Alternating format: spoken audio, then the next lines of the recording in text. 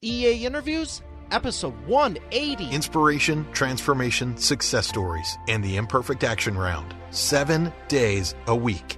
Join Mario Ficini for today's Expert Authority Effect interview.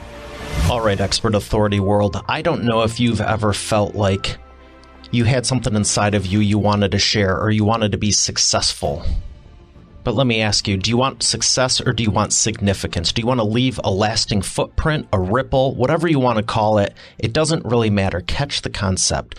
We're not going to live forever, and what you do in this life matters. And that is why I'm super excited today to have Vincent Rush, and we're going to be talking about significance versus success. And he is a former naval officer. He is a mentor, a coach, a speaker trainer. You've even seen him on ABC News for his product. I'm super excited because I've known him close to 20 years and he's done a lot for me personally. He's helped thousands of people. And I know you're going to not only learn a lot, but you're going to be laughing because he's entertaining and he always makes information and content enjoyable. Not everyone does that, and that's a rarity. And I'm excited to bring him up right after we thank our sponsor. How would you like to grow your wealth easier than you think with the change you probably don't notice anyhow automatically? That's why I started the Compounding Interest Snowball Investing with Acorns and advise you do too. Get started simply and easily today at eainterviews.com/acorns.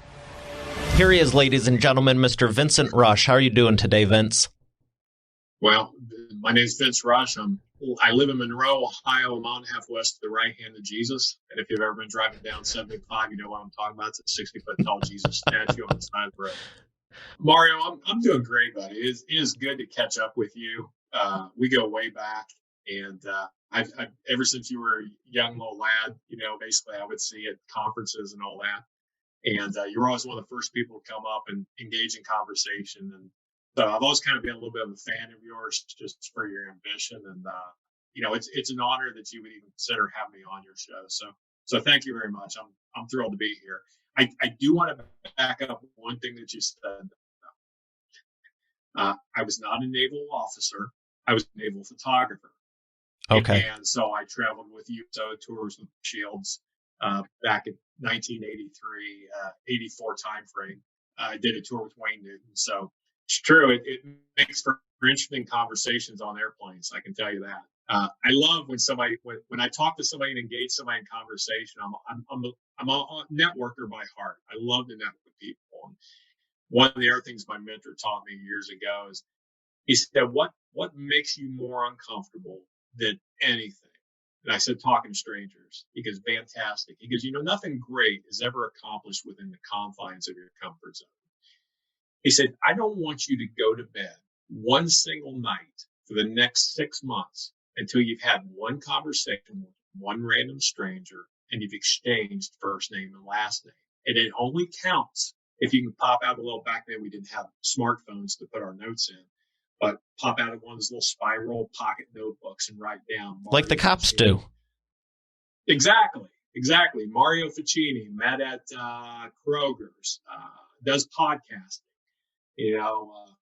Looks like Ben Stiller, so, but dresses very sharp. He said 99% of those conversations will be vapors in the wind because you'll never pass it again. He goes, 20 and 30 years from now, you will look back on the course of your life and you will see the greatest experiences, the best friends, and the most enriched memories came from those random conversations that started. And of course, my best friend in the world is a guy named Jeff Joyner, who we talked about a little bit earlier. And that was a random conversation on a Thursday night at 10:30 when I was on my way home. And I hadn't met anybody that day. And I stopped I saw this guy umpiring a softball game. And some of the old guys I played with were out there. So I just stopped to talk to them. And they were all drunk, man. They'd all been down in the 12 ounces. And so this little umpire, I think he wasn't little, but this young umpire standing back there, and he's just making some extra money because he was the youngest professor ever hired at Miami University at the time. He hadn't really even started yet. And this was where he was supplementing his income, his side hustle. And before we even knew what side hustles were. But Yeah, when did that term get incorporated to become the way it's used now? I mean, I know everyone's like hashtag side hustle, but it's like people have been doing stuff on the side since forever. I know. We're a slogan driven society now. We're a hashtag universe. So I mean, it's everybody's got a gimmick and everybody's got a word, but so there's random conversations, and it absolutely changed my life. And nowadays it's very easy because I tell people every single time I exchange my information with them, I said, by the way, I network with everybody I meet. Most people are like, yeah, but getting back to the airplane story, I'll travel somewhere when I'm talking and I'm extracting information from people, and they eventually reciprocate, and they'll say, well, what do you do if you don't mind me? Or I say, where are you from? And that's what I'll say. I just pause. I said, I live a mile and a half west of the right hand of Jesus, my friend. And you just get that look like, oh, brother, I'm going to get preached to. Then I tell them the story and they all start laughing because they all know about it, so. Yeah, I know which one you're talking to. I remember coming down many times in the good old butter Jesus. Yeah. Well, see, he used to be, Haywood Banks is an artist that does satire songs. And it used to be a nickname, Touchdown Jesus, because he was looking to the heavens and he was from the waste. And so it was Touchdown Jesus. And that was the only nickname they had for him. We caught fire about 11 years ago. And not that, Jesus just naturally caught fire. Lightning hit an exposed portion on his head because he was made out of styrofoam. And over the years, the styrofoam had wore off. And I do professional sports photography as a side hustle. And so I'm driving back. I've been working with Marvin Lewis all day at his kids camps that he would do for charity. So I'm photographing for the Bengals coach at the time. And I just happened to be coming right up the interstate, getting off on my exit when I saw the flames. And the thing went up in flames in about 6 minutes. It was gone. So anyway, they rebuilt one. And it's like, it's basically a Christ the Redeemer, the statue in Brazil. Okay. But now instead of Touchdown Jesus, he's $5 footlong Jesus, or I caught a fish big Jesus, or if they put a recipe on his fourth and this long Jesus. So, so he's got new nicknames, but he's made out of limestone now. So he's fireproof. So what's going on with you? Well, honestly, it's great to be with you. Long time no see, other than just seeing you virtually. We go back quite a ways, so it's good to get a chance to reconnect with you. And I apologize for the way I'm dressed. I knew you would do me, but I was so wrapped up today in like different calls and everything. I just decided to go COVID casual. So this is pretty much how I have been all day, and I didn't have time to step up my game, so to speak. It's totally cool. It's all about the content, and the last 150 episodes, I'm like, as long as I always vet the guest, and I always know they're going to bring content. I've gotten pretty like, the first 10 or 20 episodes, I was nitpicking every last thing because it's like it's got to be perfect, and I go, unless I get everyone in the studio to begin with my crew, I'm always contending with mics, cameras, lights. Now you've done it. I mean, you've done a tremendous amount of shows now. I remember when you first started, and I remember I kind of like checked out. Peak, kind of a media voyeur. I was kind of checked out a couple of your first shows, and you've come a long way. You've actually become quite a good interviewer. Well, thank you. Several years. I appreciate that, and I don't take that lightly because I know you've done all kinds of stuff, and especially from stage over the years, and so many people. It's just like.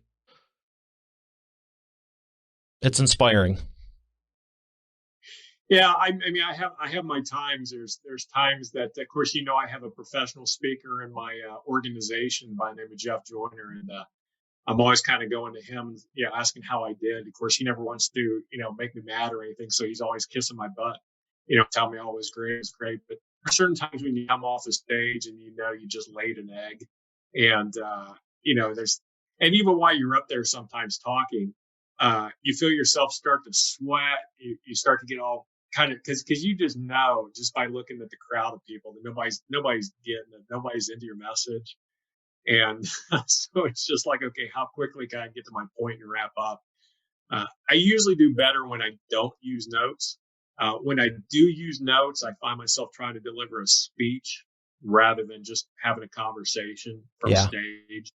And so I don't consider myself to be that good on stage anymore. I'm better on the one-on-ones now with people, because I'm not thinking about it as much. Well, you've always been the most entertaining, and I remember people that didn't even know I was downline or anything, and it was just, oh, how are you liking the conference? Oh, it's your first one, this, that, the other thing. Oh, I really love Vince. And I was just like, oh, yeah, I heard him too. He was pretty interesting, and like downplayed the whole thing, and they just kept going on and on. You and Jeff just awesome. Yeah, Jeff is amazing. He's an absolutely phenomenal teacher. Even though he's in my organization, I still learn from people that I'm blessed with and have the opportunity to have in what we call the downline organization, so to speak. So I'm still blessed to learn, and I've taken a lot of notes. That's probably the only guy in my organization I've taken, a notebook full of notes when he talks, because I pick up so much stuff, and I probably steal a few of his liners and, kind of get them into my own vernacular, so to speak. Great teacher. I've heard maybe 4 or 5 speakers over the years that I've just been super impressed with.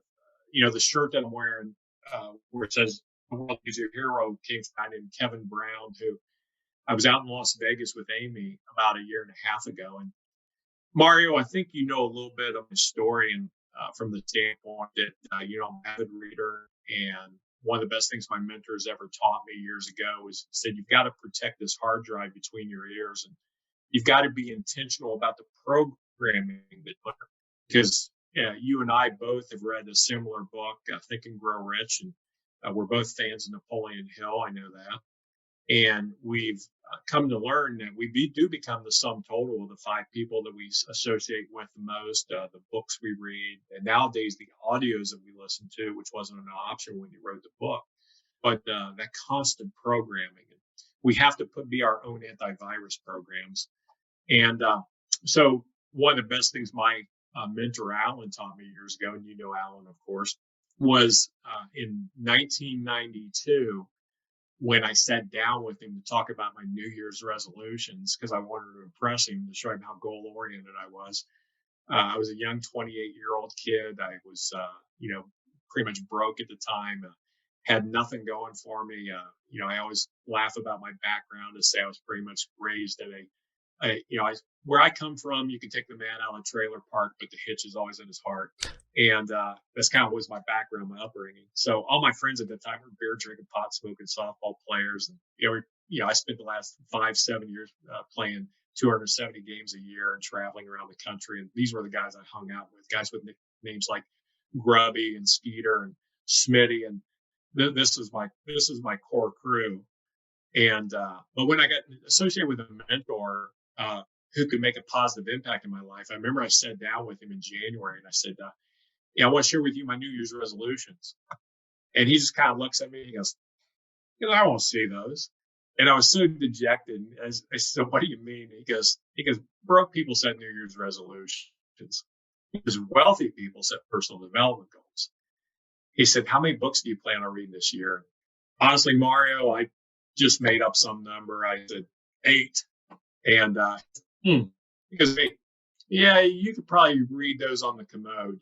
And then he laughed. He said, how serious were you about those goals and dreams that you said you want for your family? And he got me on a 1 book a month habit. Then it became a 2 book a month habit, then a 3 book a month habit. And for the last 25 years steady, it's been 3 books a month.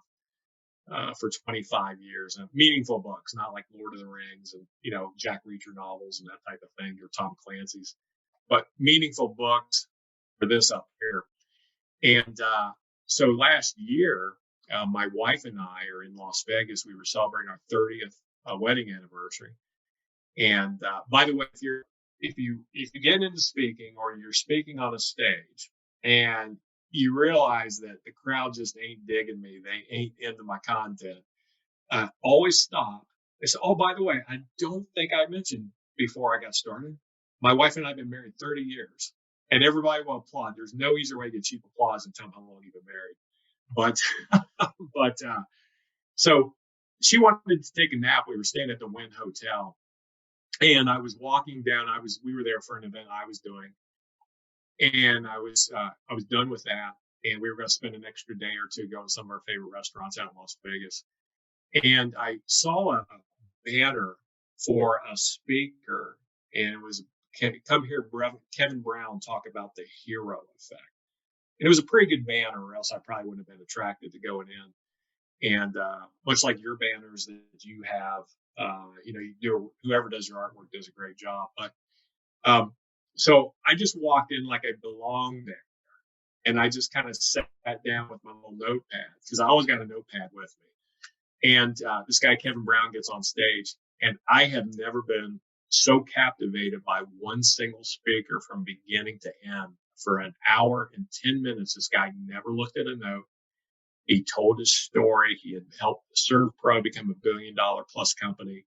But his whole concept of, the surrounding the hero effect was talking about being, an individual that, his whole concept was this. It was such an unbelievable concept, because when we ask people about heroes, I always would say the same thing everybody else does, that heroes are ordinary people that do extraordinary things.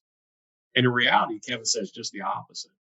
He said, if you stop and think about that, just by the admission of being ordinary, then we have to admit that God did not create us with any extraordinary gifts or talents. We're just a total accident.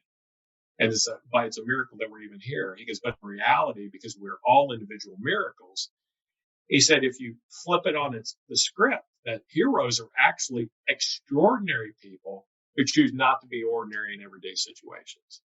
And I think in this climate that we're in today, and I think that, the world that we live in, from the craziness of, the COVID, 19 quarantine, at this point in time, the interpersonal and the racial relations and everything that we're dealing with in this country and controversy, I think more than now, individuals need us to be, just let our superhero-ness show and be extraordinary and create extraordinary experiences for every single human being that we come in contact with.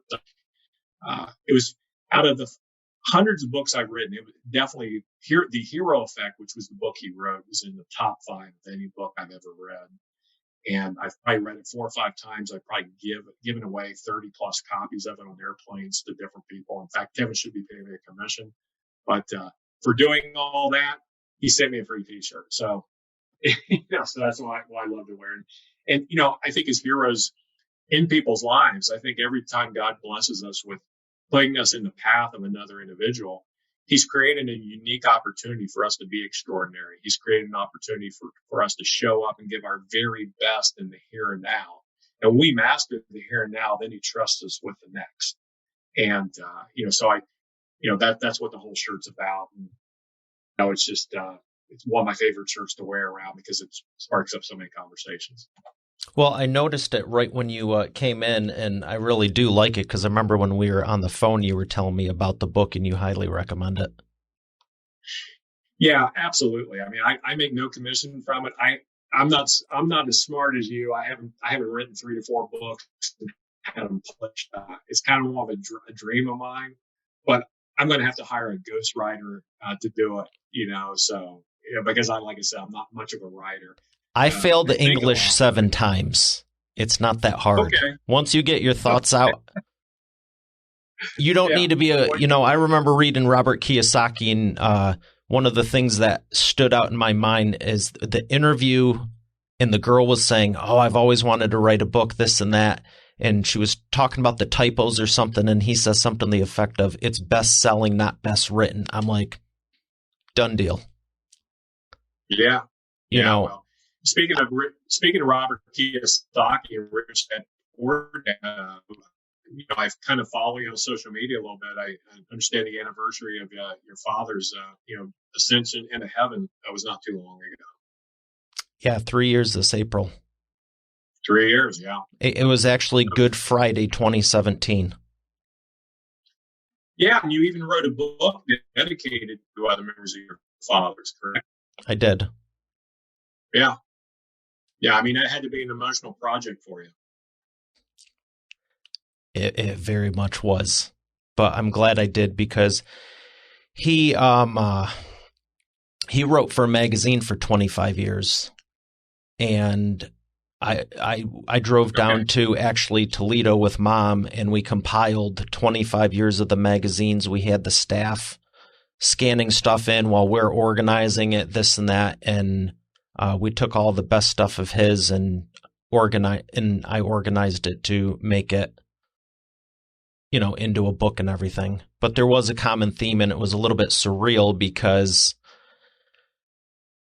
everything that I've taught to my audience about taking content, turning it into a book, turning it into videos, it's basically the formula is essentially take your expertise, systematize it, and then disseminate it through various forms. And I was just like tearing up, but also smiling, because he always had something encouraging and he always had something uplifting. And when I was looking to do the chapters, I was like, how do I group those? And I just spent a ton of time looking through all of it.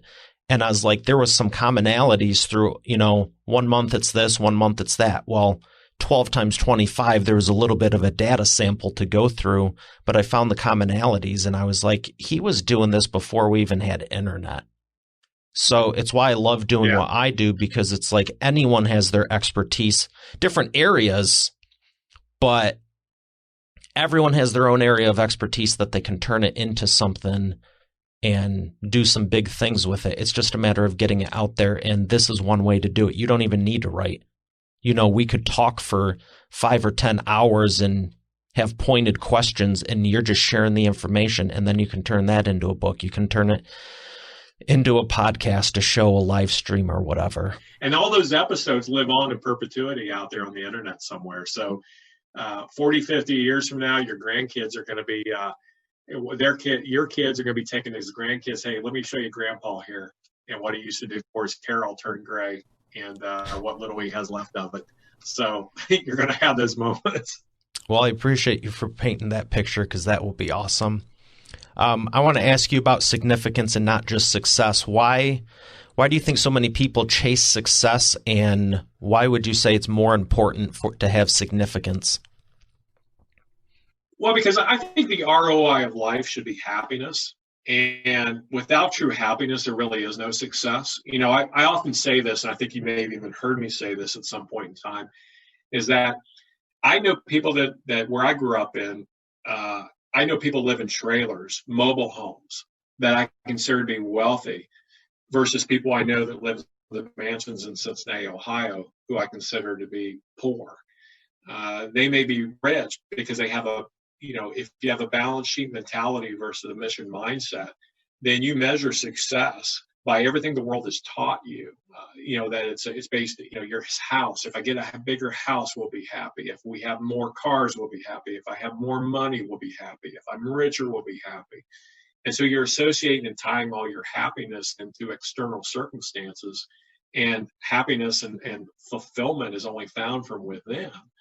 I got one of my best friends that I grew up with is a guy named LD, and Larry was my best man at my wedding. And when I started my own businesses and walked away from the old life, I got a lot of pushback and a lot of criticisms, and a lot of guys made fun of me, because I was getting into the Amway business, because I was building a network and I was the pyramid guy and all that. But my best friend always encouraged me. He says, that ain't for me, Vento, but I know you can do it and you can succeed, and I'm pulling for you. If anybody can do it, you can. That's true friendship. LD, if you looked at him and met him somewhere, he's just a good old boy. But every day he wakes up and he looks in the mirror, he's 100% happy with who he is in here and who God created him to be, because he's living within chasing his purpose. I meet people all the time, and I say, hey, how's it going? And they say, just living the dream. And I'll say, is that right? What's that look like? And most times people can't even tell you what it looks like, because they don't know. It's just colloquial phrase that they say, I'm living a dream. And but if you're not living in pursuit of something bigger than yourself that involves other people, then you're not living a dream. You're living somebody else's dream, or you're living your own nightmare. So I think true significance is making a difference and an impact on other people's life. Mario, you and I have traveled a lot of roads together at different times, and my wife and I, wonderful wife of over 31 years, we've had a chance to speak Congratulations. around. Thank you very much. And she's my best friend. She had the biggest influence in my life. She was the first person in my life that was constantly telling me how smart she thought I was, and what a hard worker she thought I was, and how I could do anything I wanted to. And she gave me a reputation to live up to. And but I find that when we sow ourselves and our lives into other people, is that we get so much more of ourselves back. I'm 57 years old now. And, knock on wood, I've, lived a very blessed life, been very fortunate. Got great kids. People ask me, what do you do? What's your most important job? I'm a dad first. I'm a husband, and so forth. That's been the most important thing I've done in my life, is not mess that up. Although I tried many times inadvertently, but fortunately God had a bigger plan for me. But, I see so many people at my age now that they've spent their entire lives climbing the proverbial ladder of success the way the world teaches them what success looks like, only to get to that top and look over the edge and find out there's nothing there. And so that's why you'll see a guy in his late 50s, 60s, totally nuke his marriage and his family for a younger girl somewhere. He'll go make stupid decisions or take up vices because he's looking to fill that void.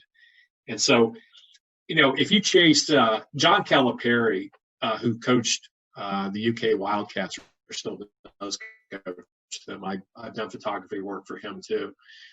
John Calipari told me one time, I said, what's one of the best pieces of advice you give a lot of your young players? And he says, well, I give them a lot of advice. He says, but one of the things I say is chase significance versus success. I said, what do you mean? He goes, if you chase success, you may acquire a certain bit of it, but it'll be short term. It'll be very hard to hang on to, because once you grip the tightest, tends to slip through your fingers.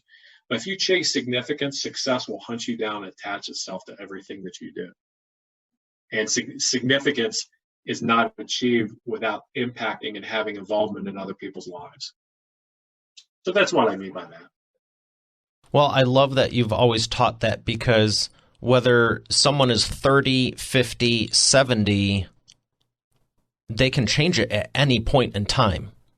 So for someone it's never too late. So for someone who's been on that proverbial ladder that you've been talking about, what's one of the best things you could say they could do? I mean, because the blowback I've heard from even my clients or my audience, I want to do X, Y, Z, whether it's publish a book or podcast, whatever the case may be, but they're so attached to that thing because I get it. I've put 20 years into my business, and it's like, do you want to just up and change in everything? And it's like, well, if you're not living the life and you don't like your life, I would say absolutely yes, but I get why people would want to hang on because it's more comfortable and convenient. What's the best thing you could say to someone who's put 10, 20, 30 years into something already and they're not where they want to be? Yeah, first of all, quit dragging the very worst version of yourself into present day and future endeavors. Just because Mario, you're an optimist, you're an optimistic thinker. You and I grew up reading a lot of the same books, and one of the things that we've learned is that in every adversity is a seed of an equal or greater benefit. And for the person who looks through life through the lens and the perspective of the optimism, and also too, I've got to put a disclaimer on this too. I mean, a lot of it's been my upbringing, my foundation. I myself am proud to say I'm a born again Christian. That's my beliefs. You don't have to be that way. That's my beliefs. Okay. And so I realize it's a bigger purpose for my life. And Rick Warren wrote an excellent book a few years ago called Purpose Driven Life, and changed a lot of lives of a lot of people that were at that point. I read a book a couple years ago, Mario, and forgive me if I'm going off topic a little bit, but I think it all ties in. You can say As I whatever said, you want.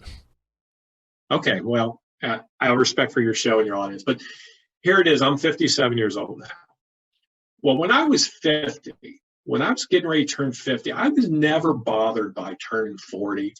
Didn't bother me when I turned 45. Didn't bother me. But for some reason, 50 was starting to bug me.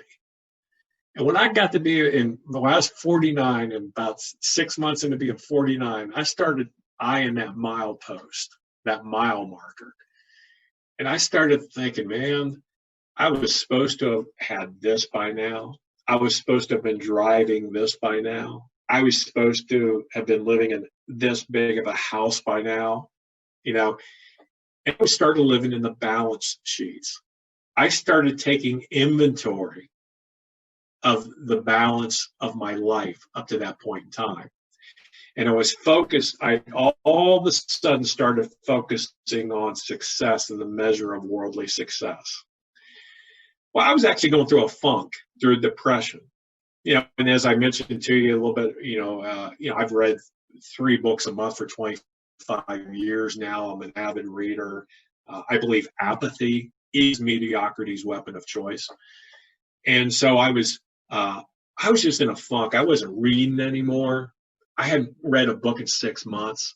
I wasn't listening to positive audios. I couldn't get through one. And I would go to conferences, or I would go through the motions of my businesses, and it's just another way to keep bread on the table. Okay. Well, anyway, Amy, my incredible wife, did probably the coolest thing that a wife can do for her husband, because we were going to speak at a conference, and at the conference there's probably 15,000 people there. Well, along that way, there's a lot of people that she basically knew that had influence in my life, or that had been part of our organization. For those that don't know, we own a large Amway organization. So they had been part of our groups and organizations. And what Amy had done is she had taken 50 postcards addressed to me and put stamps on them. And that entire weekend, she would give cards to people she would see. And she says, hey, Vince is turning 50 in a couple months. This is January. Could you write him a nice little letter on here around March and send it to him? And these cards all started coming in. And I thought, oh, that's neat. Man, that's cool, It was reminding me that little dash between when we start life and end life, it had counted up for something. But you know what, Mario? It still wasn't resonating with me. Okay? I was still kind of in that funk. But one of my other coaches and one of my biggest influences in life, a guy named Joe Markowitz, he and I love baseball together. We've played in games together and stuff. And Joe and I both, been pretty good at hitting home runs out of major league ballparks as we rent these. And so Joe sent me a little thing, and he was 1 year older than me. He says, welcome to the 50 Club. It's really no different than the 49 Club. Okay? He goes, hey, let's finish strong. We still got dingers to hit. And I got to thinking, I said, there's a book on my bookshelf that I have not been able to get through the first chapter, because one of my guys gave it to me when I was turning 40, and I never could get through the first chapter or two. What book's that? It's a book by Bob Buford, who's a Christian author who's passed on. He's went home to see Jesus now. But Bob Buford is a Christian author. He wrote a book called Finishing Well. Okay. He wrote a first book called Halftime, and then he wrote a book called Finishing Well. And I pulled that book off my shelf and I started reading it. Everything jumped off the pages. It jumped off the pages at me. I couldn't put it down. I'm highlighting. I'm taking notes in the margins. I'm putting Post-it notes in there so I can go back and find it. Better than I've done with any of my college textbooks.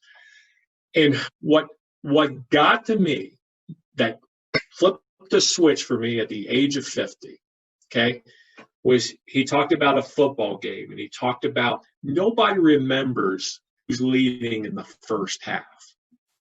The end of the game is where legends are created, like Tom Brady. Tom Brady's legacy has been created at the end of football games, okay?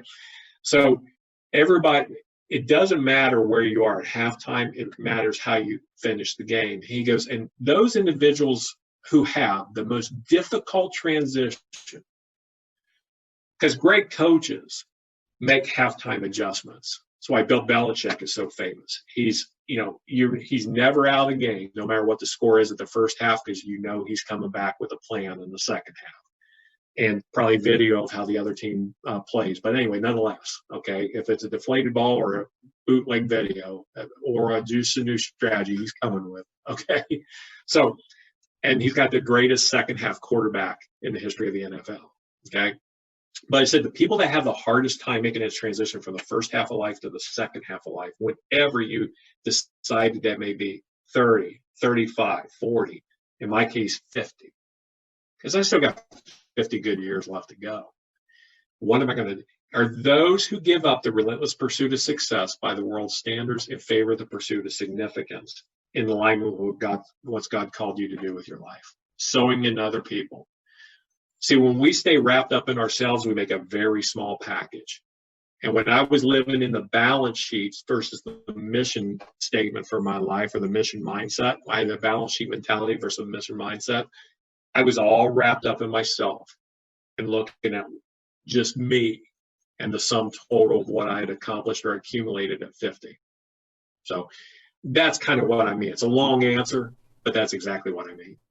It's a great answer, and it's got me thinking too, because no matter what happens with your life, how you grew up or whatever, it matters how you finish it and what you do with it in between, like you're saying. But it's so easy to forget, hey, here's what I was on track to do. Here's my dreams and goals and ambitions and everything. And you get that first roadblock, that success is supposed to be that straight line, and it looks like some screwed up fettuccine Alfredo or whatever that fell on the floor. And, every day it's, It's a good way of putting it. Yeah.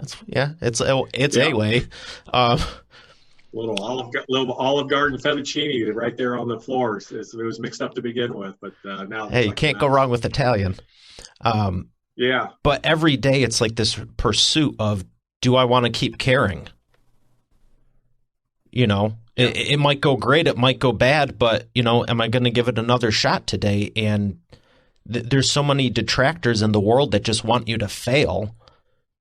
How have you overcome those to continue on that path of significance and not give into all the negativity, the SNIOPs, if you will?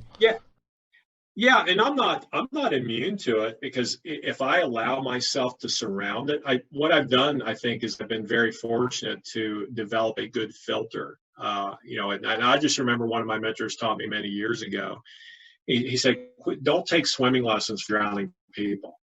He says, if people don't have what you want or are in life where you want to be, their opinions don't really matter that much. John Calipari told me one time, if you spend enough time listening to the people in the stands, you'll eventually be sitting up there with them. And so, I've been very fortunate in that sense that I've had people that taught me how to put the antivirus program on this hard drive right here and be very selective about who I listen to. But it's still something I have to do, because our self-image, Mario, I mean, you're from what I remember, it's been a while since we've seen each other face to face, but you're in pretty darn good shape when I saw you last. At 57, I'm not, like a big, a Terminator type guy or anything, or bodybuilder, but I still work out, I still exercise, and I still control my diet, because, my muscles, even at 57, because let me tell you something, I hate to work out. I hate to go to the gym. I hate eating good. I love donuts. Okay. Glazed chocolate, sour cream, what kind? Oh, just donuts. If I go to Chicago, I go straight to Stan's Donuts, and I try one of each. But I'll tell you, the best donuts I ever had was in Nashville, Tennessee, Five Daughters Bakery. Buttercream croissant donuts, 100-layer donuts. That's their big claim to fame. Oh, unbelievable. But anyway, get back to, if you don't go to the gym and continue to stretch and exercise and push your muscles, and one day you just decide to quit working out because I'm just going to take a break for 2 years, okay? It's kind of like the guy that gets in. Do you remember Josh Flogger, one of the guys on our team? Yes, I do. Josh was the guy we all kind of wish we looked like. The dude was just, he looked like he was chiseled out of stone. Plus, he was handsome. It's just totally unfair. Okay. So, but he's the guy that we all wish we look like. Well, if we spent 2 years working in the gym and controlling our diet to where when we walk in the room, man, that dude works out. I mean, we're shredded. We got 8-pack, we're cut. We're just diesel. And we look in the mirror one day and we say, that's what I was going for. I'm done working out. I'm right. Here's where I want to be. Well, those muscles will eventually atrophy. And eventually, a year or two from now, you won't look like that anymore. Okay. Our self-esteem and self-image is exactly the same way. If we don't stretch it and put ourselves in a growing situation every single day, I said it a little bit earlier, apathy is mediocrity's weapon of choice. Our self-esteems will atrophy. And nothing, Mario, you and I have read a lot of the same books, as I've said before. You've read the quote that nothing in life, our quality of our relationships, our ability to produce income, our health, our well-being, our marriages, nothing ever outgrows our self-esteem. And if it does, it's only temporary, but subconsciously we self-sabotage it. So the way I've been able to overcome is I attacked my fears. When I was a young kid growing up in Preble County, Ohio, and I was easily picked on because I had fear of getting into fights because I was afraid of the unknown, and I was kind of a skinny little kid. Well, we had bullies in our school. Now, bullying wasn't a federal crime the way it is today. Back then, we grew up in an era where it was called a toughening up phase. You either stand up for yourself or you're going to get picked on. When you get tired of getting picked on enough, you'll finally stand up for yourself. And one of the things I found out about bullies is bullies traditionally are very weak, self-esteemed individuals that basically have to overcompensate by finding somebody smaller than them and picking on them, poking them in the chest, calling them some derogatory names in front of people because they know the guy's not going to fight back. Well, I was that guy that wouldn't fight back because I was afraid of getting beat up. And you know what? I became an easy target. But what I did find out later in life is once you actually stand up to the bully, and I'm not condoning violence, but once you stand up to the bully and defend yourself, now the bully thinks twice before he comes and picks on you again because now he's got to put up. Now he's got to prove himself. Well, I can relate to that. Unfortunately, got picked on pretty much all through 1st through 9th grade, and got to a point where it was like, I want to change something. I didn't know what it was. I wasn't really reading success books at that point, but it was just like, this kind of sucks and I want to be done with it. I'm going to change something. And I remember being in band class, just sitting there, and I was asking my friends, paying attention and listening real well. I'm like, hey, what would you change about me? And some of them were like, well, speak up when you talk. Another one was like, walk straighter. You kind of hunch over, this and that. And it was just like, hey, tell me your perspective of me. What can I improve? I wasn't mean. I wasn't a bad person. I just, I was just kind of there. And slowly but surely, like you put effort into something, magically it changes, overnight success. But it felt good. And I was like, what else? What else? What else? And when you get on that path, it's like, what else? And, 20 years later, you're going, what else? And you just become better and better. And I believe with that, you can help more people, which is the real goal. Right. Now, can I share with you the tie-in to this story? Absolutely. Okay. So now as an adult, and you asked about how did you overcome the naysayers? How did you overcome the people that, turn their backs on you? How you overcome the people, even any of your parents, saying, you're wasting your college education. I just finished college. I graduated with a 4.0 GPA. I owned a health club and a tanning salon. That's how I put myself through college after the military. So my mom was so proud of me having that business card that said account executive, which just meant I was an employee.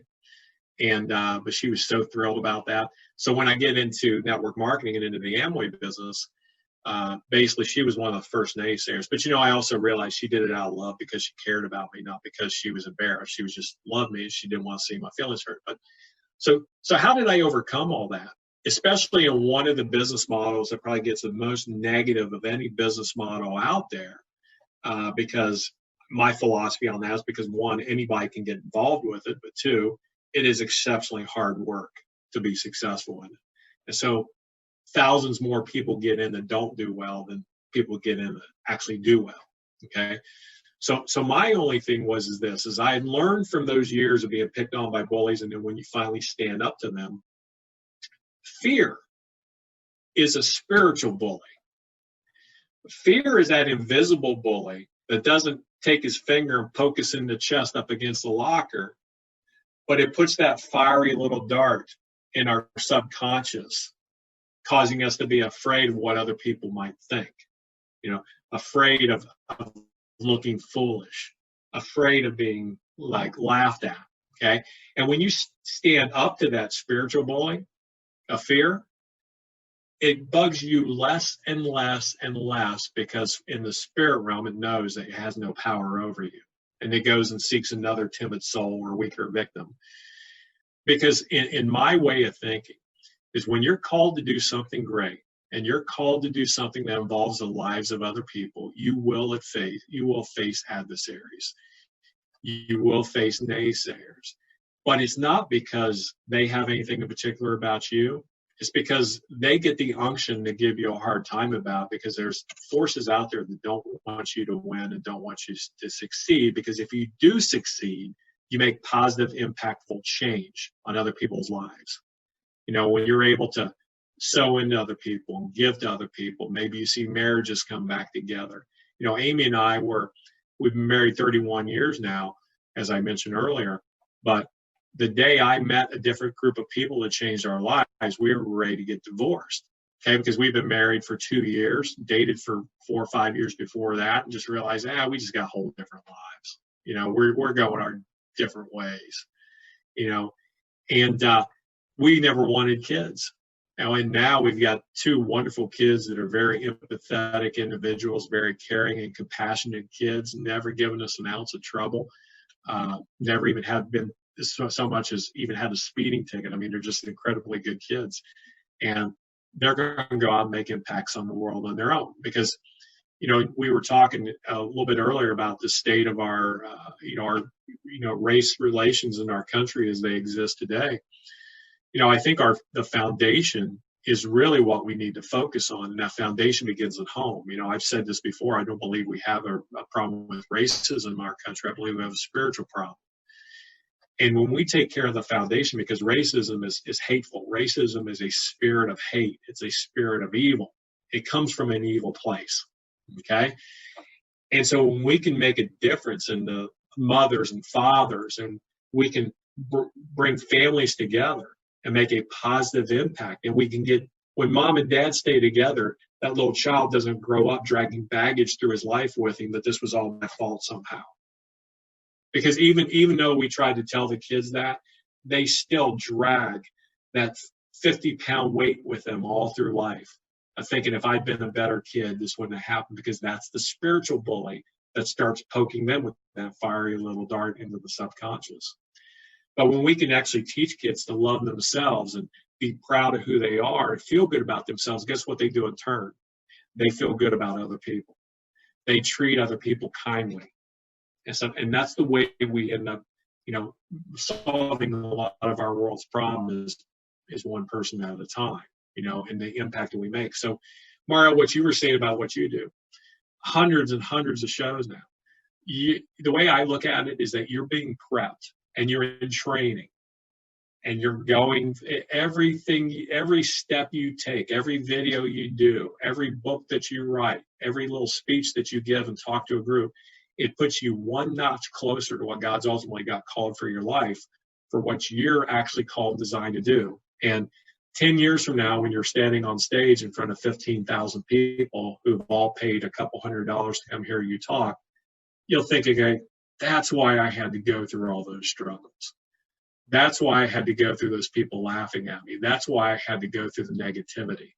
That's why, because it made me stronger, it made me tougher, and it built character on the inside. And so you're on the right track. You're very much on the right track.